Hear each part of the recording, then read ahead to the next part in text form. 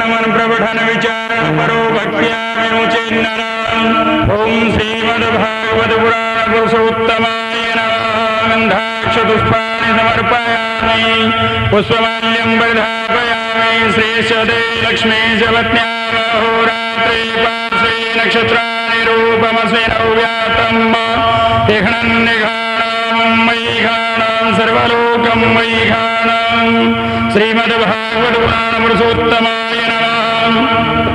ओम व्यासाय विष्णुरूपाय व्यासरूपाय विष्णवे नमो वै ब्रह्मविदये वासिष्ठाय नमो नमः।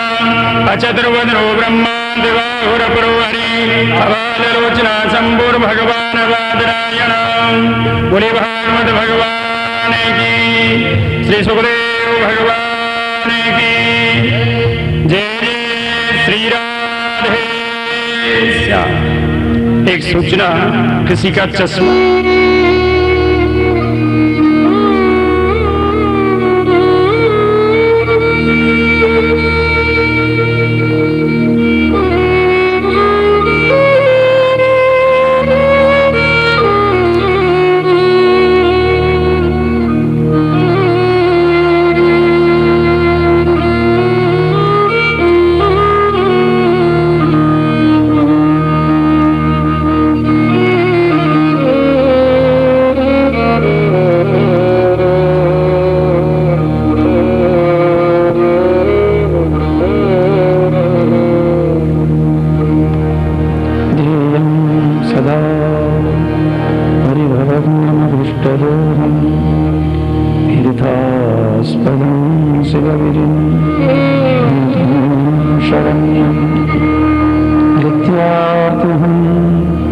प्रणतपाल भवाब्धिपोतं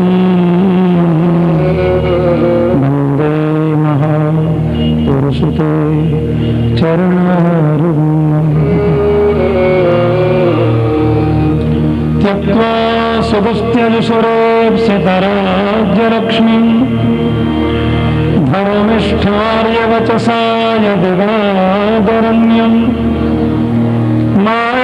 मृगं दैतयोप्सितमन्वभावत् वन्दे महापुरुषते चरणारविन्दम्।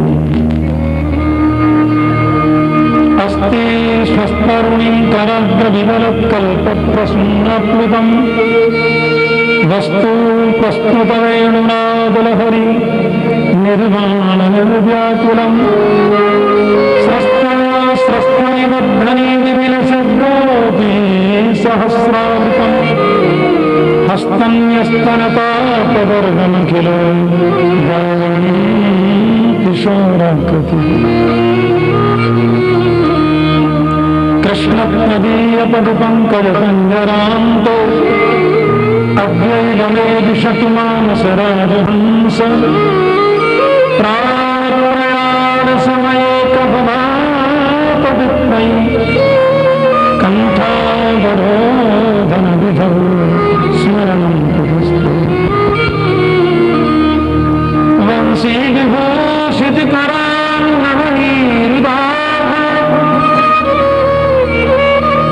पीताम्बरा वरुणबिम्बफलाधरोष्णात् पूर्णेन्दुसुन्दरमुखाम्बरवन्दनेत्रा। कृष्णात् परं किमपि तत्त्वमहं न जाने। मूकं करोति वाचालं पङ्गुं लङ्घयते गिरिं यत्कृपार्थमहं वन्दे परमानन्दमाधवम्। अज्ञानतिमिरान्धस्य ज्ञानाञ्जनशलाकया चक्षुरुन्मीलितं येन तस्मै श्रीगुरवे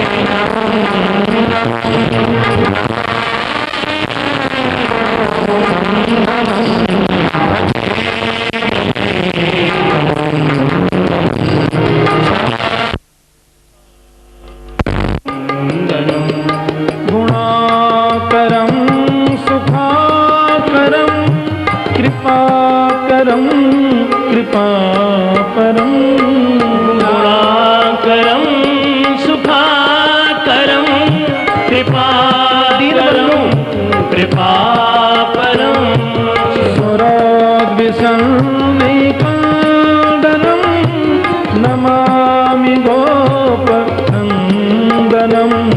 नवीन गोपनागरम नवीन केलिलं पटं नमामि मेघसुन्दरं तळीप्रभातपटं भजे ब्रजेकमन्दनं समस्तपात्रकन्दनं समस्तगोपनन्दनं हृदं भुजैकमोदनं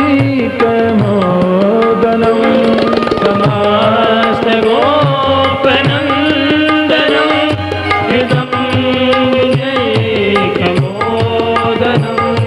नमामि कुञ्जमाभ्यगं प्रसन्नभानु शोभनं कामदायकं मृगन्तचारुसायकं रसालवेणुगायकं नमामि पुण्डरीकायकं भजे ब्रजैकमन्दनं समस्तपात्रकन्दनं विभक्तगोपिकामनो मनोज्ञकल्पसायिनम् गोपिकामनो मनोज्ञतल्पसायिनं नमामि कुञ्जकानने प्रवृद्धवह्नि पायिनं नमामि कुञ्जिकानने प्रवृद्धवल्लिकायनं यदा तदा यथा तथा तथैव कृष्ण सत्कथा तदा यथा तथा तथैव कृष्ण सत्कथा मया सदैव गीयतां तथा कृपा विधीयतां प्रमाणिकाष्टकद्वयं जपनिश्चय कुमार भवेत् सनन्दनन्दने भवे भवेत् सुभक्तिमान् भजे ब्रजेकमन्दनं समस्तपात्रकन्दनं सुभाषितरञ्जनं सदैव नन्दनन्दनं स्वप्नेशगोचमस्तकं सुनाथवेणुहरम् अनन्दनं सागरं नमामि कृष्णसागरं भजे ब्रजेकमन्दनं समस्तपात्रकन्दनं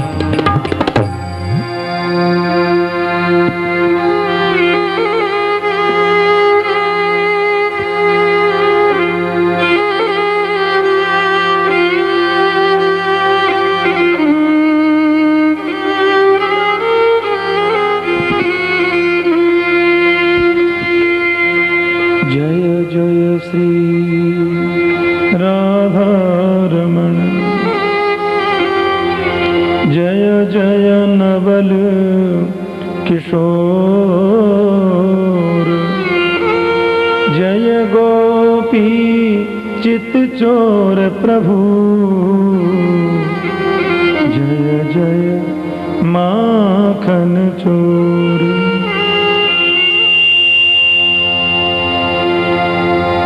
श्री राधे राधे गोविंद गोविंद राधे। जय राधे राधे गोविंद गोविंद राधे राधे राधे गोविंद गोविंद राधे राधे राधे गोविंद गोविंद राधे राधे राधे गोविंद गोविंद राधे राधे राधे गोविंद गोविंद राधे बोलो राधे राधे गोविंद गोविंद राधे राधे राधे गोविंद गोविंद राधे बोलो राधे राधे गोविंद गोविंद राधे राधे राधे गोविंद गोविंद राधे गोविंद राधे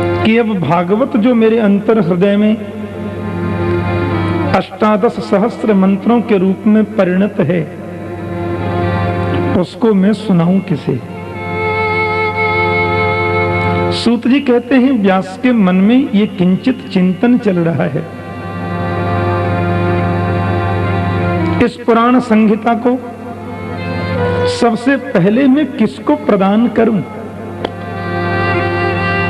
कौन ऐसा व्यक्ति है जो प्रथम भागवत श्रवण का अधिकारी है? व्यास ने आंखें बंद की और अपने आप से पूछा,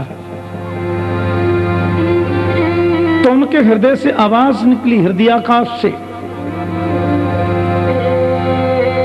कि पंचम वेद श्रीमद् भागवत को प्रथम अध्ययन करने का अधिकारी तो केवल वही महापुरुष है जिसने काम को जीता, क्रोध को जीता और लोभ को जीता।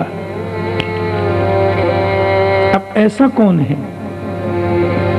ये व्यास जी का दूसरा चिंतन शुरू। ब्रह्मा की सृष्टि में ऐसा कौन महापुरुष है जिसने काम, क्रोध और लोभ को जीता? ऐसा कोई है? त्यागी और महात्यागी तो बहुत होते हैं। आपने 10 रुपए चढ़ाया तो नहीं छुएंगे, 100 चढ़ा दिया तो नहीं छुएंगे, कभी कभी तो 500 भी चढ़ाओ तो नहीं छुएंगे, त्यागी हैं। पर लाल वाले नोट की गड्डी चढ़ा दी तो फिर चिमटा से पकड़ के थैला में रख लेंगे, पैसा नहीं छूते। बोलो जय श्री कृष्ण। कौन ऐसा है जिसने काम, क्रोध, लोभ को जीता? व्यास जी ने सोचा तो ऐसा करते हैं, भृगु मुनि सब में श्रेष्ठ हैं, भृगु जी को यह पुराण संहिता सुना दे। तो व्यास के हृदय से आवाज निकली, भृगु जिन्होंने मेरे नारायण के वक्ष पर पाद प्रहार कर दिया, वे तो क्रोध की मूर्ति बन जाते हैं कभी कभी। तो बोले फिर विश्वामित्र जी को सुना देता हूं, वो भी बड़े अद्भुत संत हैं। 60,000 वर्ष तक तपस्या की विश्वामित्र ने। उनका हृदय कहता है भाई विश्वामित्र तपस्वी तो हैं, पर 60,000 वर्ष तक तपस्या की और मेनका नाम की अप्सरा आई, सब किए कराए पे पानी फेर के चली गई। काम को जीता कहां? कौन है भागवत को प्रथम श्रवण का अधिकारी? और एक बात कहूं, काम और क्रोध तो हमारे बाहर के शत्रु हैं, कम से कम दिख तो जाते हैं। ये लोभ तो भला मानुष दिखता ही नहीं है और बढ़ता ही जाता है, बढ़ता ही जाता है, बढ़ता ही जाता है। कि जिम प्रतिलाभ लोभ अधिकारी, जो जो लाभ बढ़ता है क्यों तो लोभ बढ़ता जाता है। और ये अंदर की चीज है, ये देखो दिखता भी नहीं है। हाँ, कम से कम काम दिख जाता है, क्रोधी आदमी दिख जाता है, पर लोभ का तो दर्शन ही नहीं होता और अंदर ही अंदर बढ़ता है। लोभ को जीतना तो बहुत मुश्किल है। राम जी ने ताड़का को मारा, जब ताड़का क्रोध कर आई, यह क्रोध का प्रतीक है। लक्ष्मण जी ने मेघनाथ को मारा, वो काम का प्रतीक है। लेकिन राम का और लक्ष्मण का नाम शत्रुघ्न नहीं है, क्योंकि उन्होंने बाहर के शत्रुओं को मारा, पर अंदर का जो लोभ रूपी शत्रु मंथरा है, उसको दंडित करने वाला तो शत्रुघ्न ही है। इसीलिए तो उनका नाम शत्रुघ्न हुआ। जो अंदर के शत्रु को मारे वही सच्चा शत्रुघ्न। एक आदमी रोड के किनारे बैठकर भीख मांग रहा था। संत नारद जी उधर से निकल करके गए और उससे पूछने लगे, कितने दिन से बैठते हो यहाँ? बोले 40 वर्ष हो गए। क्या काम करते हो? बोले भीख मांगता हूं। तो कभी तेरा कमंडल भरा? बोले कभी भरता नहीं साहब, दिन भर बैठता हूं तो आधा भी नहीं भरता। नारद जी ने देखा आदमी कुछ ठीक लगता है, संत को दया आ गई, और नारद जी ने एक पत्र लिख दिया। ये पत्र लेकर के देवताओं के वित्त मंत्री, देवताओं के खजांची कुबेर जी के पास जाओ, बोलना नारद ने भेजा है, तुम जो चाहोगे सो मिलेगा। नारद जी ने पत्र में लिख दिया, ये बेचारा बड़ा गरीब आदमी है, इसका पूरा कमंडल हीरे जवाहरातों से भर दो, इसकी गरीबी दूर होनी चाहिए। महाराज वो पत्र लेकर के सीधा कुबेर जी के पास गया। कुबेर महाराज के सैनिकों ने रोका, कहां जा रहे? बोले पत्र देखो। पत्र देखते सब सलूट मारते, हो नारद जी ने भेजा है, देवर्षि ने भेजा है। कुबेर ने भी उस भिखारी को प्रणाम किया, अच्छा अच्छा संत नारद ने? बोले हाँ हाँ उन्होंने भेजा है। कुबेर ने कहा भंडार खोल दो और इसका कमंडल पूरे हीरों से भर दो, आधा इंची भी खाली नहीं रहना चाहिए। अब उसने तो महाराज अपना कमंडल धर दिया और हीरे ले लेकर कुबेर जी उसमें डालते जा रहे हैं, डालते जा रहे हैं, पर कमंडल भरता ही नहीं, कमंडल भरता ही नहीं। कुबेर ने कहा दूसरा भंडार खोलो, चाहे तीसरा खोलो, नारद जी ने भेजा, विशेष आदमी है, वीआईपी है। बोलो जय श्री कृष्ण। हाँ अब देखो भरते ही जा रहे हैं, 15 दिन हो गए, पसीना पसीने हो गए कुबेर, 14 भंडार खाली हो गए, लेकिन कमंडल नहीं भरता। नारद जी ने देखा आजकल दिखता नहीं है वो आदमी, समाधि में देखा तो पता चला कुबेर के यहां बैठा है, कमंडल भर नहीं रहा है। सो नारद जी आए, सैनिकों ने कहा महाराज 15 दिन पहले आपने वो क्या आदमी भेजा, उसका कमंडल है कि समुद्र है, भरता ही नहीं है। कुबेर ने भी नारद जी को प्रणाम किया, बोले भेजने से पहले देख तो लिया करो किसको भेज रहे हैं, मेरे पूरे भंडार खाली होते जा रहे हैं, वो कमंडल नहीं भरता। नारद जी ने जाकर देखा तो मस्ती में बैठा और लोग डलिया में भर भर के उसमें हीरे डालते जा रहे हैं, कमंडल भरने का नाम नहीं लेता। नारद जी बोले तेरा कमंडल नहीं भरता, क्या है इस कमंडल में ऐसा है? वो भिखारी बोला क्या मालूम, भरता नहीं साहब। नारद जी बोले जरा कमंडल दिखाना, मैं देखूंगा इसमें है क्या। नारद जी ने उस कमंडल को पलट करके देखा तो उसमें अंदर मनुष्य की खोपड़ी रखी थी और उसके भीतर वो लोभ बैठा हुआ था, खोपड़ी में लोभ बैठा है। नारद जी बोले बस बंद करो। कुबेर से बोले तुम तो क्या माता लक्ष्मी भी अपना पूरा खजाना दे दे तो भी ये कमंडल कभी भरने वाला नहीं है, क्योंकि इसमें तो लोभ बैठा है मनुष्य की खोपड़ी में। जिम प्रति लाभ लोभ अधिकाई, जो जो लाभ बढ़ेगा क्यों तो लोभ बढ़ता जाता है, भरता नहीं। ऐसी परिस्थिति है। वेदव्यास महाप्रभु मन में सोच रहे हैं कौन ऐसा व्यक्ति है, तो उनके अंतर हृदय से पुनः आवाज निकली, काम क्रोध और लोभ को जीतने वाला ब्रह्मा की सृष्टि में यदि सर्वोत्तम कोई महापुरुष है तो वो तो आपका अपना पुत्र सुखदेव है, और कोई नहीं है। भगवान सुखदेव हैं, उनको ही भागवत संहिता पहले पढ़ाओ। इसको प्रथम पढ़ने का अधिकारी तो वे ही हैं। व्यास जी ने सोचा ये तो बड़ी खुशी की बात है, लेकिन सुखदेव को बुलाऊं कैसे? वो तो दिगंबर वेश में जंगल में समाधिस्थ होकर बैठे हैं, निर्गुण निर्विकार निर्विशेष निरीह ब्रह्म की समाधि में है। और जब तक वो घर में आमे नहीं तो भागवत सुनाऊं कैसे, और जब तक सुखदेव सुने नहीं तो जन जन में इसका प्रचार प्रसार हो कैसे? व्यास जी ने फिर नेत्र बंद किए तो उनके अंतर मन से आवाज निकली, कोई कितना बड़ा त्यागी सही, कोई कितना ही बड़ा विरागी सही, मेरे गोविंद का चरित्र ऐसा है कि सबको अपनी ओर खींच सकता है। इसलिए भागवत में कृष्ण कथा सुखदेव को कैसे भी सुनाओ, कृष्ण की माधुर्य लीला का उन्हें दर्शन कराओ, वे जरूर आएंगे। व्यास जी ने अपने शिष्यों को पास में बुलाया। एक तो दुनिया की सबसे मीठी भाषा है संस्कृत, और उसको भी सुंदर राग में गाएं, ओहो फिर तो कहना क्या। और संस्कृत में भी भागवत के श्लोक, कितने मीठे श्लोक हैं, दुनिया में ऐसा ग्रंथ बना नहीं। व्यास जी ने अपने शिष्यों को बुलाया और उनसे कहा बेटा जहां मेरा पुत्र सुखदेव समाधि में बैठा है वहां जाकर तुम इस मंत्र का गान करना। शिष्यों ने वीणा अपने हाथ में ली और देखा तो नितांत निर्जन वन में भगवान सुखदेव समाधि लगाकर बैठे। व्यास के शिष्यों ने वहां जाकर बड़े भाव से मंत्र गाया कि बरहा पीडम नटवर वपुः कर्णयो कर्णिकारम बिभ्रदवास कनककपिशम् वैजयन्तीं च मालाम् रन्ध्राल्वेणोरधरसुधया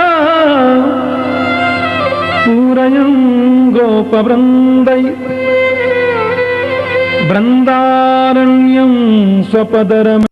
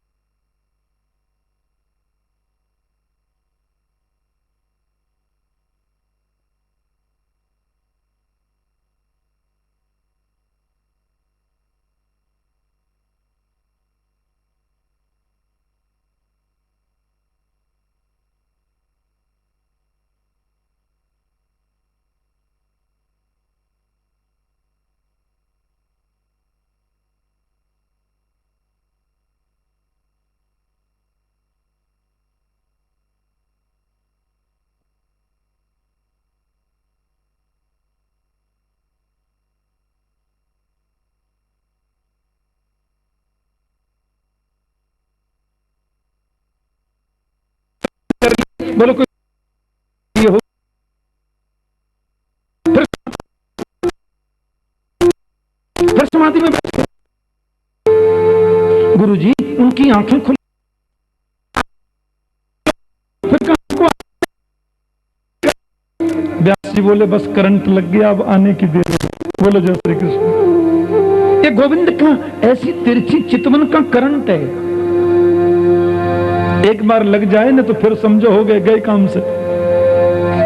व्यास जी ने कहा अब तुम ऐसा करो, ये दूसरा श्लोक जाकर बड़े भाव से गाना। पहले श्लोक में कृष्ण की माधुर्य लीला का वर्णन और दूसरे में उनकी करुणा का वर्णन।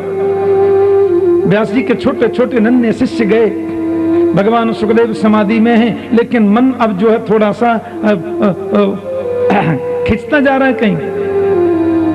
शिष्यों ने जाकर के दूसरा मंत्र गाया, अहो बकीयं स्तनकालकूटं जिघांसया पायेदप्यसाध्वी लेभे गतिं धातृचितां ततोऽन्यं कं वा दयालुं शरणं व्रजेम। अहो पूर्ण उस पूतना के भाग्य को देखो, अपने दोनों स्तनों में जहर लगा करके आई गोविंद को मारने के लिए, लेकिन लेभे गतिम धातृचिताम ततोन्यम, उसने माता की गति को प्राप्त कर लिया। विष देकर के मारने आने वाली को भी मातृगति प्रदान करने वाला, इससे बड़ी करुणा तो मैंने जीवन में कहीं देखी नहीं। और ऐसे करुणा के सागर गोविंद के अलावा मैं किसी और की शरण ग्रहण क्यों करूं।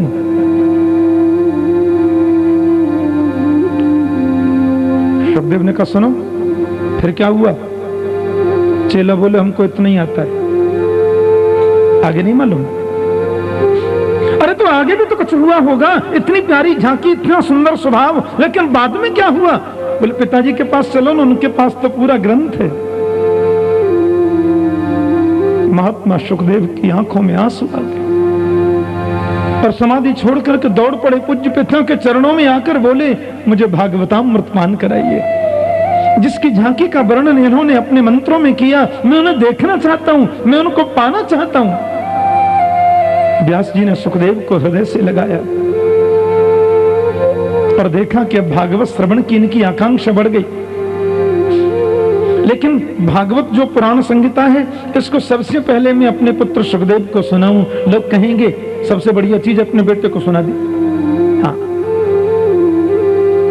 इसलिए मैं चाहता हूं कि समाज पूरा ये कहे कि भागवत पढ़ने का अधिकारी वास्तव में सुखदेव है, इसने काम क्रोध को जीता है। या मैं बोलूं मेरे बेटा ने काम जीता है, क्रोध जीता है, लोभ जीता है, लोग कहेंगे अपने पुत्र की स्वयं बड़ाई करते। लेकिन सर्वसम्मत विद्वान है भारत में सिर्फ एक। बड़े बड़े निर्विकल्प समाधि वाले मनीषी भी जिनके यहाँ अध्ययन करने जाते हैं वो परम विद्वान संत राजर्षि हैं, महात्मा जनक।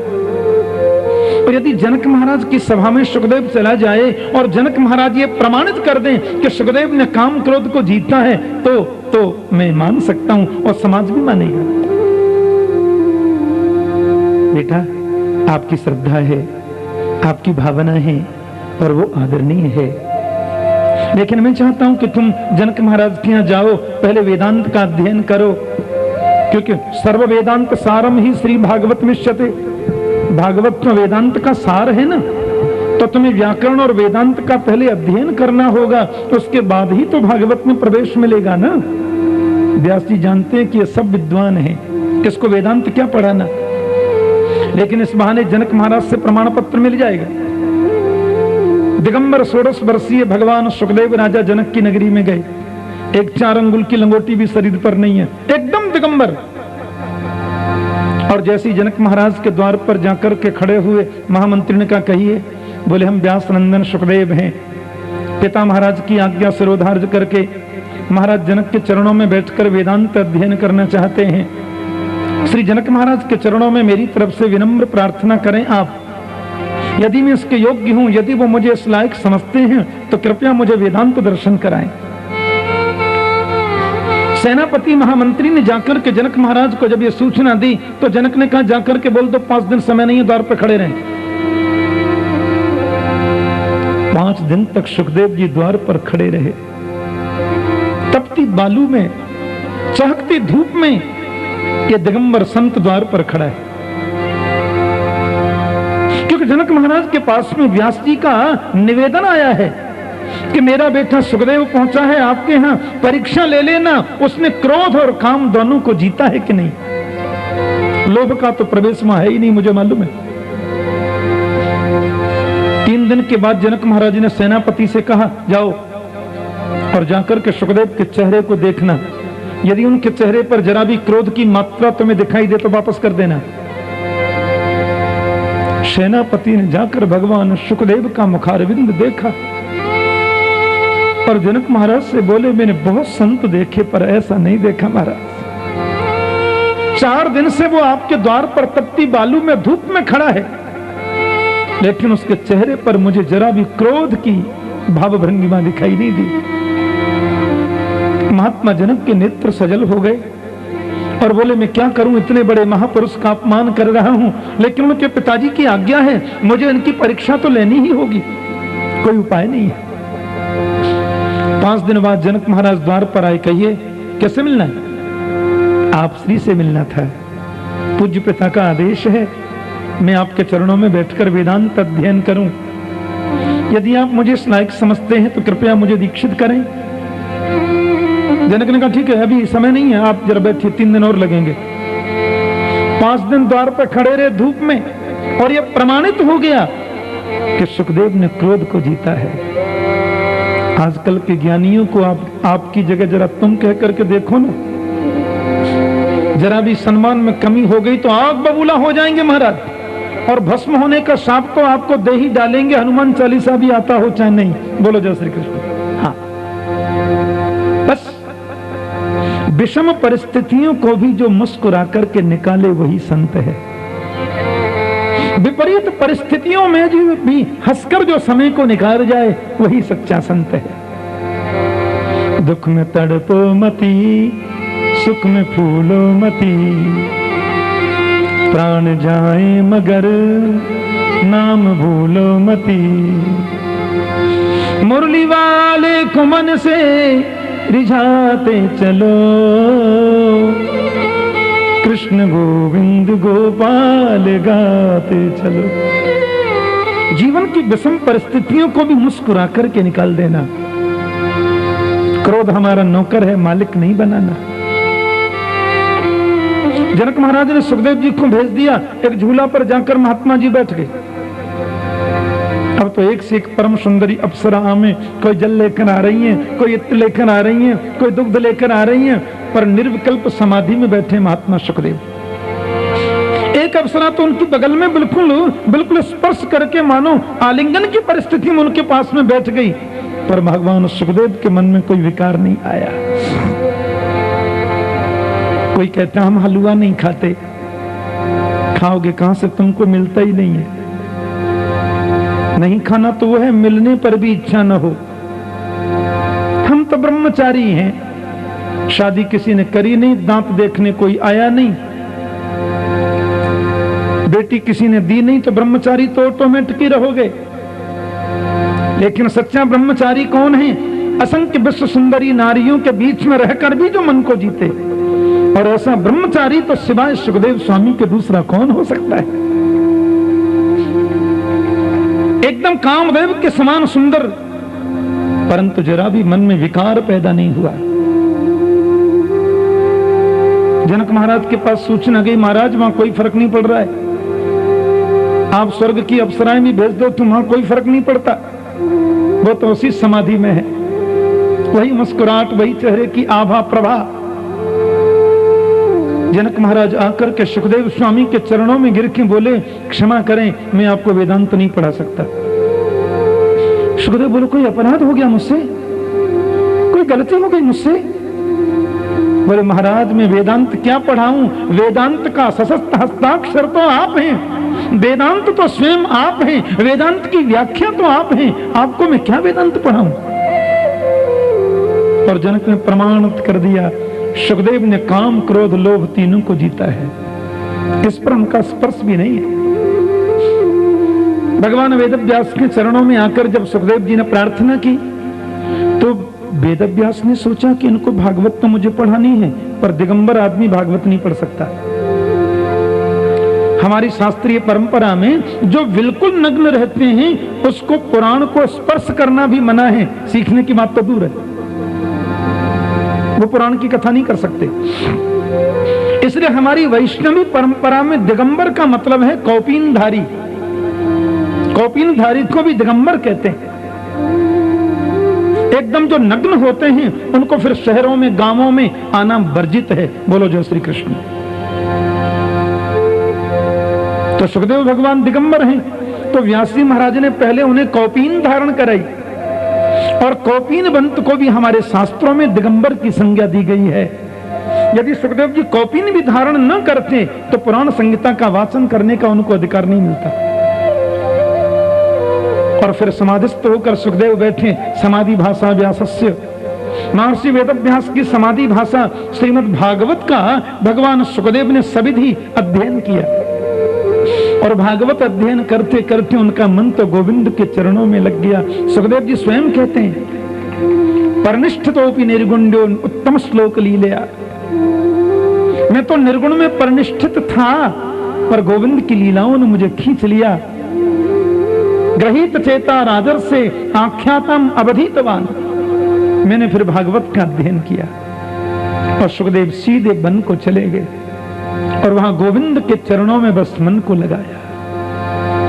गोविंद मेरो है, गोपाल मेरो है, गोविंद मेरो है, गोपाल मेरो है, गोविंद मेरो है, गोपाल मेरो है, गोविंद मेरो है, गोपाल मेरो है, गोविंद मेरो है, गोपाल मेरो है, गोविंद मेरो है, गोपाल मेरो है, मेरा बांके बिहारी नंदलाल मेरो है, मेरा बांके बिहारी नंदलाल मेरो है, मेरा बांके बिहारी नंदलाल मेरो है, मेरा बांके बिहारी नंदलाल मेरो है, बोलो गोविंद मेरो है, गोपाल मेरो है, गोविंद मेरो है, गोपाल मेरो बिहारी नंद लाल मेरो है। राधा रमण बिहारी नंदलाल मेरो है। राधा रमण बिहारी नंदलाल मेरो है।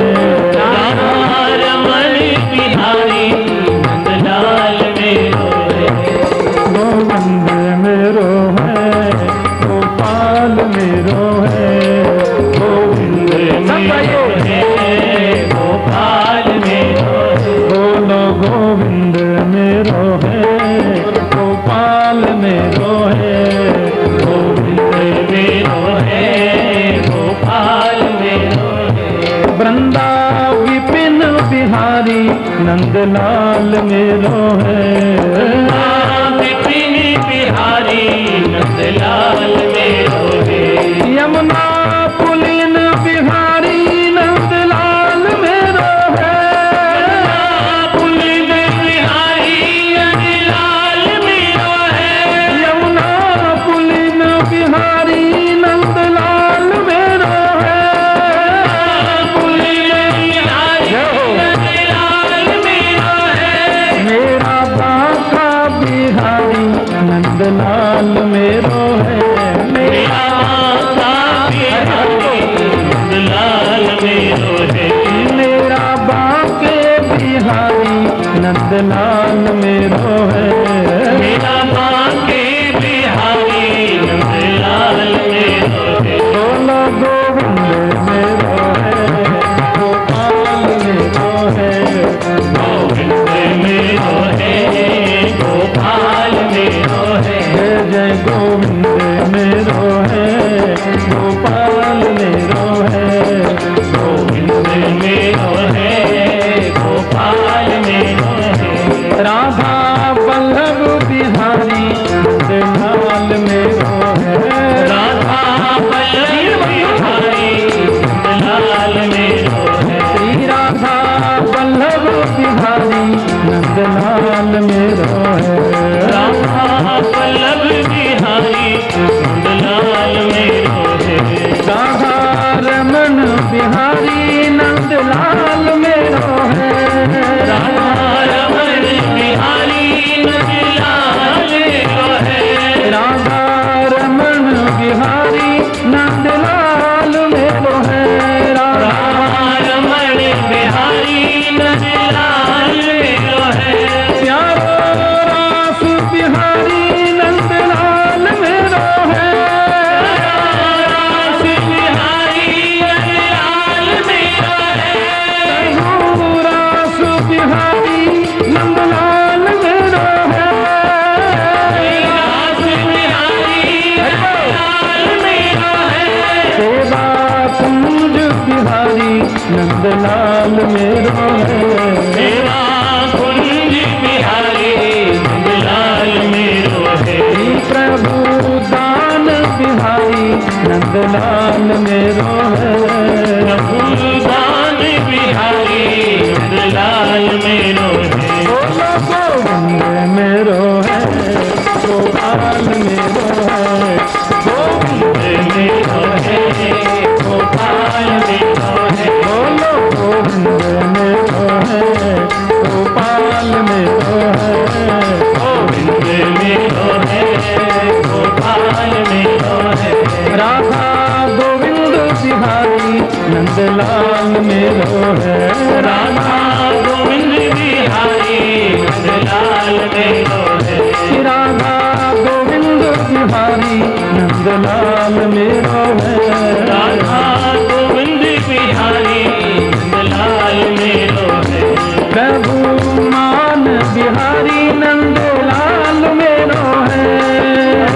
दान बिहारी नंदलाल मेरो है। प्रभु मान बिहारी नंदलाल मेरो है।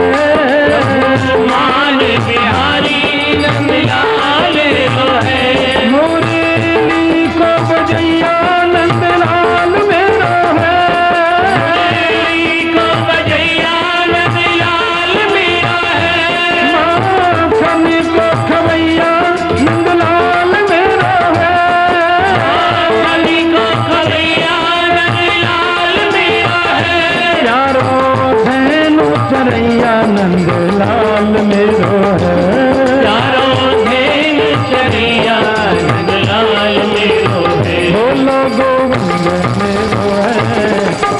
गोपाल मेरो है, गोविंद मेरो है, हरि हरि गोपाल मेरो है, बोलो गोविंद मेरो है, गोपाल मेरो है, गोविंद मेरो है, गोपाल मेरो है। वृंदावन धामनी को, ब्रज को विश्रामनी को, श्यामा और श्यामनी को, मंदिर आनंद को, काली धनाननी को, यमुना को नीरनी को, रेणुका को खाननी को, साधनी को कंद को, राधा कृष्ण कुंदनी को, कंकन को शंकनी को, और श्याम रंकनी को, अंग युग चंद्र को, नील पीठ पत्नी को, बंसी बट तकनी को, अमृत किशोरीनी की नटनी को, नंद को गोविंद मेरो है,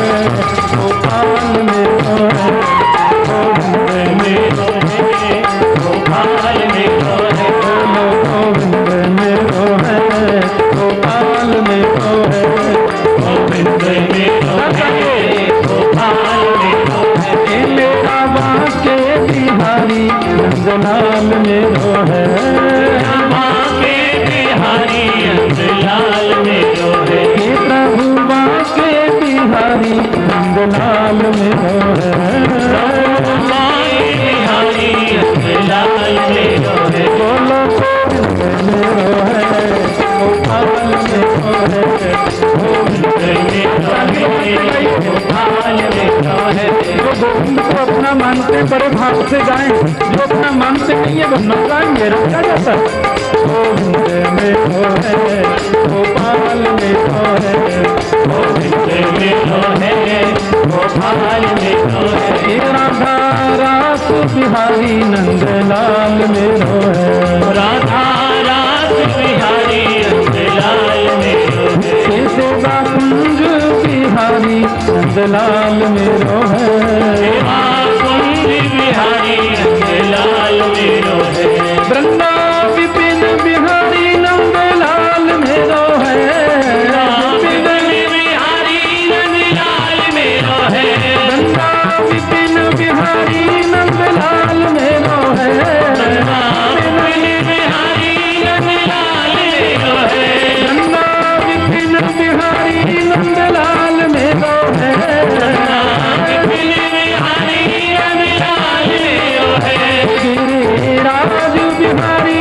नंदलाल मेरो है, राज बिहारी नंदलाल मेरो है, मेरा गिरिवर धारी नंदलाल मेरो है, गिरिवर धारी नंदलाल मेरो है, मेरा भाग्य बिहारी नंदलाल मेरो है, मेरा भाग्य बिहारी नंदलाल मेरो है, मेरा भाग्य बिहारी नंदलाल मेरो है, मेरा भाग्य बिहारी नंदलाल मेरो है, बोलो गोविंद मेरो है, गोपाल मेरो है, गोविंद मेरो है, गोपाल मेरो है, जय जय गोविंद मेरो है, गोपाल मेरो है, गोविंद मेरो है, गोपाल मेरो है। माथों पे मुकुट देखी, चंद्रिका की झटक देखी, छवि की लटक देखी, रूप रस पीजिए, लोचन विशाल देख, गले गुंजमाल देख, अगर रसाल देख, चित्त को कीजिए, कुंडल की हलन देख, हलकन की बलन देख, पलकन की चलन देख, सर्वस्व कीजिए, पीताम्बर छोड़ देख, मुरली की घोर देख, सामरे की ओर देख, देखी वही कीजिए, गोविंद गोविंद मेरो है, गोपाल मेरो है, गोविंद मेरो है, गोपाल मेरो है, गोविंद मेरो है, गोपाल मेरो है, गोविंद मेरो है, हरि हरि गोपाल मेरो है, मेरा बाके बिहारी नंदलाल मेरो है, मेरा बाके बिहारी नंदलाल मेरो है, ये मुकुट बिहारी नंदलाल मेरो है, बिहारी नंदलाल मेरो है, मुकुट बिहारी नंदलाल मेरो है,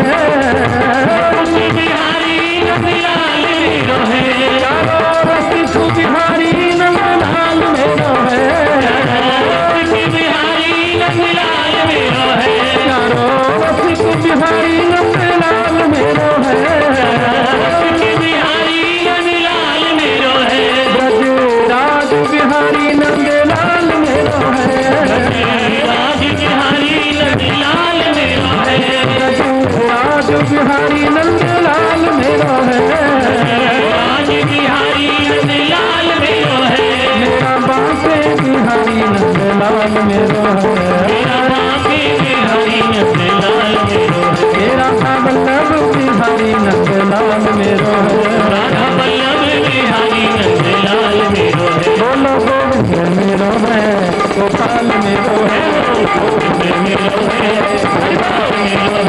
गोविंद मेरो है, गोपाल मेरो है, गोविंद मेरो है, गोपाल मेरो है, गोविंद मेरो है, गोपाल मेरो है,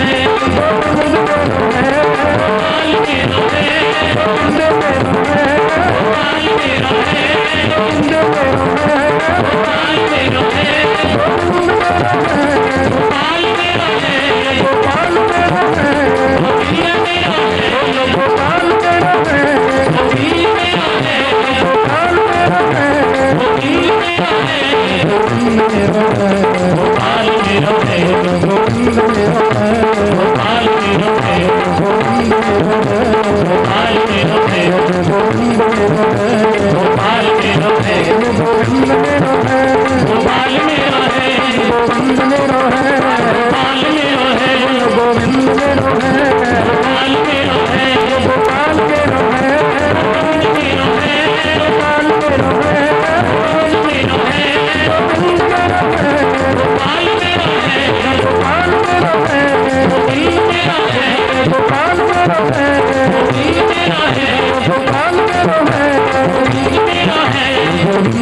है, गोपाल मेरो है, गोविंद मेरो है, गोपाल मेरो है, गोविंद मेरो है, गोपाल मेरो है, गोविंद मेरो है, गोपाल मेरो है, गोविंद मेरो है। सब प्रकार से मन को भगवान सुखदेव ने हटाया और एक ही सूत्र याद कर लिया कि गोविंद मेरा है। और यही तो भागवत का सिद्धांत है। तस्मात् केनाप्युपायेन मनः कृष्णे निवेशयेत्। किसी भी उपाय से, किसी भी पद्धति से मन गोविंद के चरणों में लग जाए, यही भागवत का सिद्धांत है। और भागवत का कोई सिद्धांत नहीं। कैसे भी मन को प्रभु में लगाना है। और वो निर्गुण ब्रह्म का परम उपासक आज गोविंद के चरणों का स्नेही भक्त हो गया। समाधि में है भगवान सुखदेव, और जो भागवत में सुना, अध्ययन किया, उन लीलाओं का प्रत्यक्ष दर्शन कर रहे हैं समाधि में भगवान सुखदेव। राजर्षि परीक्षित को जब 7 दिन में मृत्यु का शाप लगा और कोई भी ये निर्णय न कर सके कि केवल 7 दिन में परीक्षित को मोक्ष कैसे मिले, तो भगवान सुखदेव ही तो पधारे और ऐसी कथा सुनाई कि 7वें दिन परीक्षित को गोविंद की प्राप्ति करा दी, प्रभु से मिला दिया।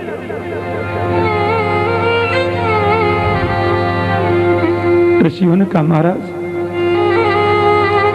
भगवान सुखदेव जैसे संत ने जिसे कथा सुनाई, ये परीक्षित भी कोई साधारण जीव तो नहीं है। कहां जन्म हुआ इनका,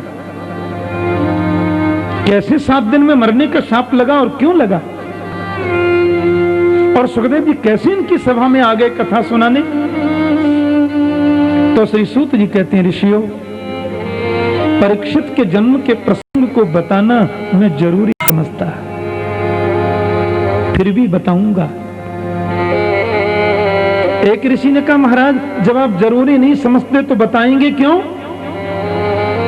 तो सूत जी बोले, परीक्षित के जन्म के वृत्तांत को सुनाना मैं बिल्कुल आवश्यक नहीं समझता, फिर भी सुनाऊंगा। क्यों?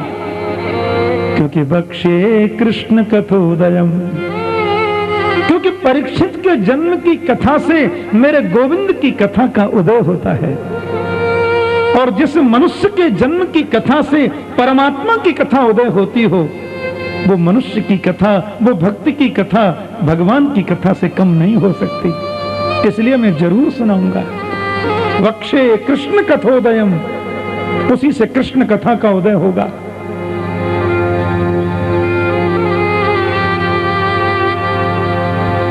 महात्मा सूत जी गदगद हो गए, बोले यदामृते कौरव सृंजयानाम वीरेश्वथो वीर गतिं गतेषु ब्रकोदरा विद्ध गदा विमर्श भग्नोरुदंडे धृतराष्ट्रपुत्रे। कहते हैं ऋषियों, कौरव पांडवों का युद्ध हो चला था, सभी कौरव प्रायः मारे जा चुके थे। कौरवों में एक बचा है दुर्योधन, और पांडव श्रेष्ठ भीमसेन और दुर्योधन का अंतिम निर्णायक युद्ध चल रहा है। और भीमसेन ने अपनी गदा के प्रहार से दुर्योधन की जंघा को तोड़ दिया। दुर्योधन की जंघा टूट गई। एक एक पल अपनी मौत का गिन रहा है दुर्योधन।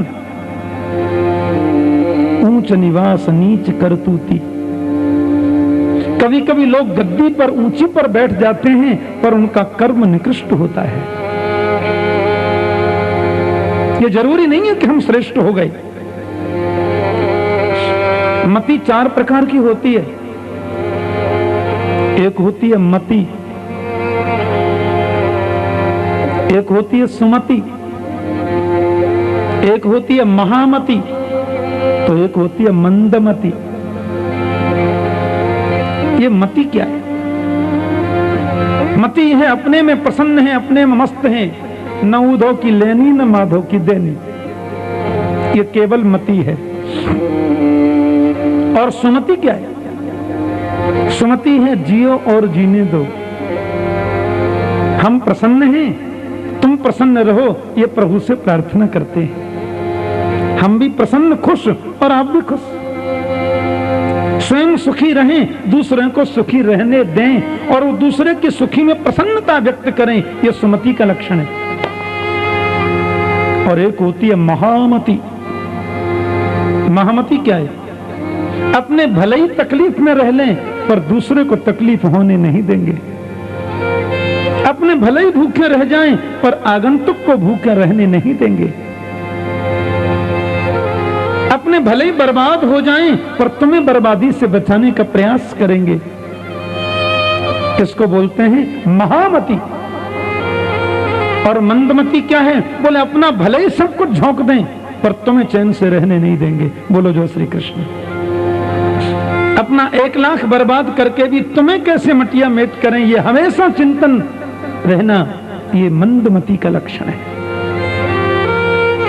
और दुर्योधन मंदमति है, वो श्रेष्ठ मति का आदमी नहीं है।